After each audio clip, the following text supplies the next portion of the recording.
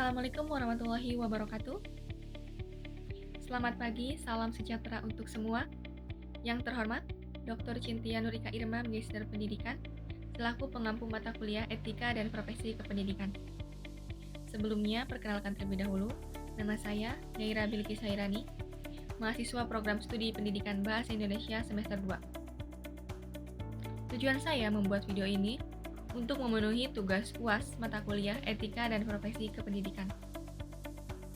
Teman-teman, sebelum masuk, kalian coba bayangin deh, ketika ada guru yang sering berkata kasar di kelas atau sering bercanda berlebihan di kelas, dan ketika ditanya jawabannya, kita kan sudah akrab, kita kan sudah seperti teman.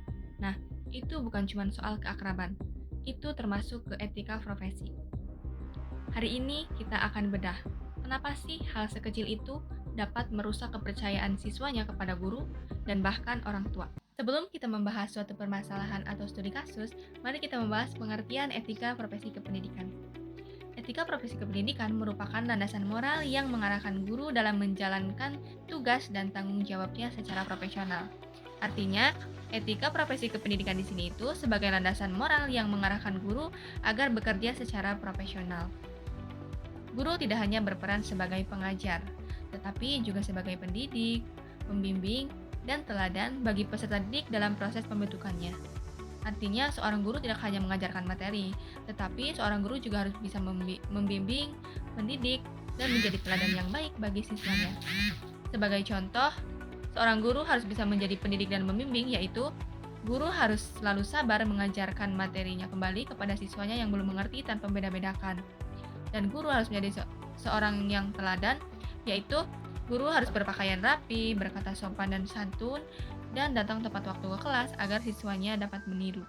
Selanjutnya, etika profesi guru menurut Undang-Undang Republik Indonesia Nomor 14 Tahun 2005 adalah pendidik profesional dengan tugas utama mendidik, mengajar, membimbing, mengarahkan, melatih, menilai, dan mengevaluasi peserta didik pada pendidikan anak usia dini, jalur pendidikan formal, pendidikan dasar, dan pendidikan menengah.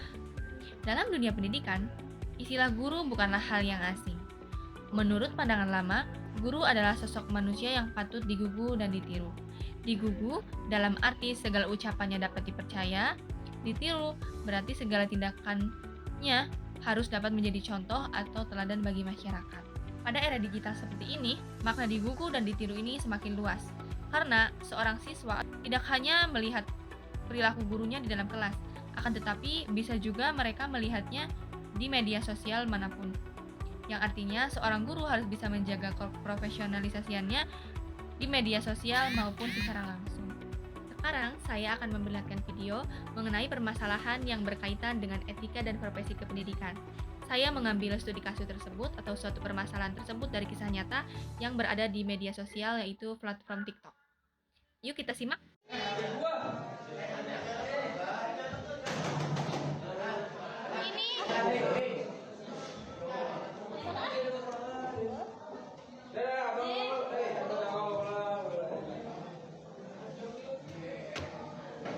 Taruh ke depan. Kalau cinta Sapernak Pak. Tolong guru mah di depan. siapa apa sih? Cari perhatian. Saya amit-amit. Ya udah sana di depan, ngapain Bapak di sini? Dalik. Ya. Bapak saya sama murid tai. Ya Mak. Bahas sembarangan lo.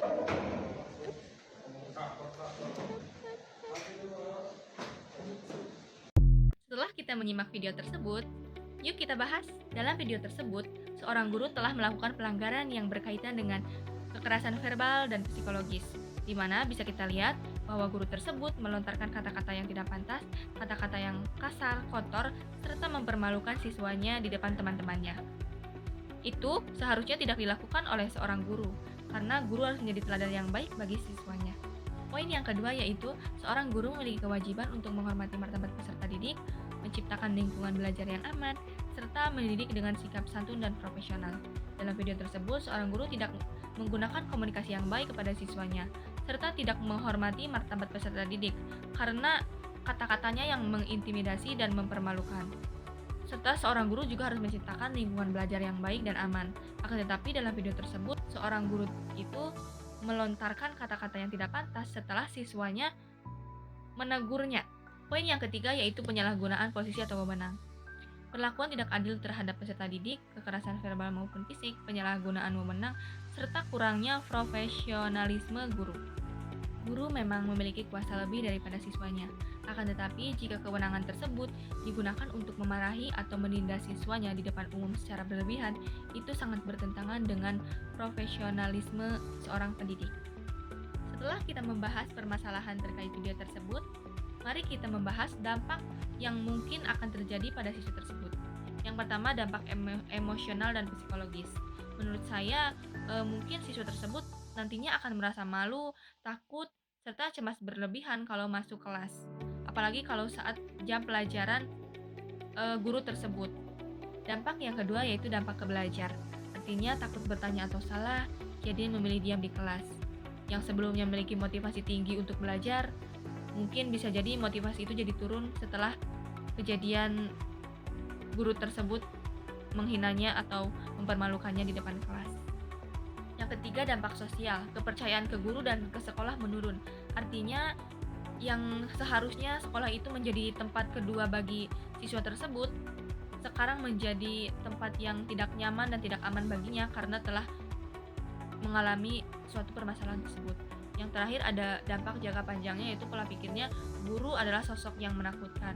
Padahal tidak semua seorang guru atau pendidik itu menakutkan. Akan tetapi setelah dia atau siswa yang berada di lingkungan sekitarnya itu merasakan tindakan yang tidak pantas dari gurunya, maka siswa tersebut akan merasa takut dan dihantui rasa takut bahkan hingga dewasa. Kesimpulan kasus. Video ini memperlihatkan tanda-tanda pelanggaran dalam etika profesi pendidikan, terutama berkaitan dengan penghargaan terhadap martabat siswa dan interaksi profesional dari konten video yang ada. Perilaku guru tersebut dapat diindikasikan sebagai dugaan adanya kekerasan verbal atau psikologis. Namun, untuk mendapatkan penilaian yang jelas, dibutuhkan informasi yang lebih komprehensif, seperti urutan kejadian dan rekaman lengkap, supaya tidak muncul kesimpulan yang salah. Nah, maka dari itu kita tidak bisa menyimpulkan secara jelas karena di dalam video tersebut cuma rekaman yang hanya sebentar. Kesimpulannya adalah etika profesi kependidikan merupakan landasan fundamental dalam pelaksanaan tugas dan tanggung jawab guru sebagai tenaga pendidik profesional. Guru tidak hanya berperan dalam menyampaikan pengetahuannya, tetapi juga bertanggung jawab, membimbing, membentuk karakter, serta melindungi hak-hak peserta didik. Pemahaman dan penerapan etika profesi yang baik menjadi kunci utama dalam menciptakan proses pembelajaran yang bermutu, adil, dan berorientasi pada perkembangan peserta didik secara menyeluruh. Ini adalah daftar pustaka dari materi yang saya cari untuk memperkuat argumen saya. Etika itu nggak diuji pas kita lagi semangat. Etika diuji pas kita lagi capek, pas murid bandel, pas kita pengen nyerah. Profesi ini berat, tapi justru karena berat, dia mulia. Saya, Neira Bilqis Hairani, calon guru, dan saya memilih untuk tetap etis. Bagaimana dengan kalian? Tadi adalah penjelasan dari saya. Saya pamit undur diri, kurang lebihnya mohon maaf, dan semoga apa yang saya sampaikan dapat bermanfaat bagi kita semua. Wassalamualaikum warahmatullahi wabarakatuh.